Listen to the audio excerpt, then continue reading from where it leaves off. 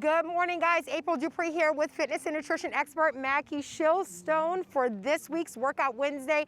Mackie has been gone for the last few weeks with Serena Williams training her, and so you know he has a lot of great things planned for us this morning and over the next few weeks. Actually, he's going to talk about working the hips and the core area. I'm super excited to learn about these, Mackie, because anytime you come from Serena, you try to basically torture me a little bit more. And at this point, I guess I've just accepted it. Well, and you do it so graciously and gracefully. Anyway, as April said, I am back from 3 weeks with Serena, preparing with her team to get her ready to go to Europe, and she's in Europe right now for the clay court season. I'll join her back when she comes back from Europe for the American hard court season. With that said, the type of exercises we're going to show you are things you can do at home. This is a circle band. You can get them on the internet. They are minimal, $2-3. This is a blue. It's a medium intensity. April's got a light one. I'm going to show you something that is going to truly strengthen and shape the outside of the hip. Why it's important? Because in tennis, a lot of times when you're on one side of the baseline and you move, you've got to rotate and then drop step. And in order to do that, everything flows through the hips. If you don't have good hip function, you're not going to get to that shot, and that's not what we want.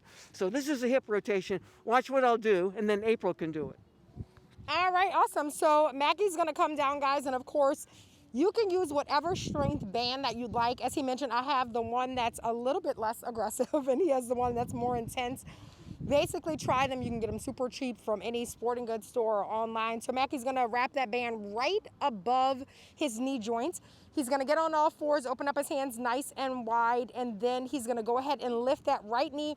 And notice that he's rotating it clockwise. So from right to left, left to right, excuse me, going all the way around and just making a small circle. Notice that his foot is also off of the ground. He's going to do a couple of rounds of that and then go to the opposite knee and go counterclockwise. So make sure that your hip isn't sitting up. Your hips are squared and you're not lifting up like a dog on a hydrant, lifting that leg, circling inward now. He's going counterclockwise and then, of course, clockwise with that left knee. And it looks really easy. It is not. Using the band makes it so much more challenging.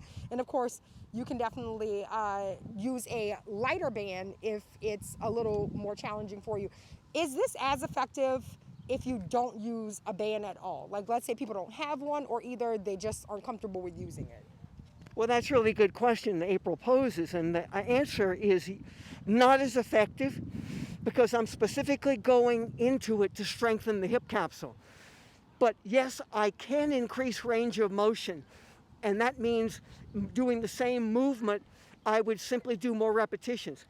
What we work up to is not what I would tell you to do. We want to do 30 each way. So that's 30, 30, 30, 30. In your case, it is very severe in terms of attacking the hip capsule. So I would try with 10 repetitions. Do we have enough time for you to try it or not? And you know what? We do not. Look at the power of just like you running your mouth. We ran out of time. So thank you guys so much for joining us this week. We have a lot more planned for you over the next couple of weeks for Workout Wednesday. Of course, you can see all of this at maxwellnutrition.com and visit wwltv.com and click on the health tab. We'll see you next week, guys. Welcome back, Mackie.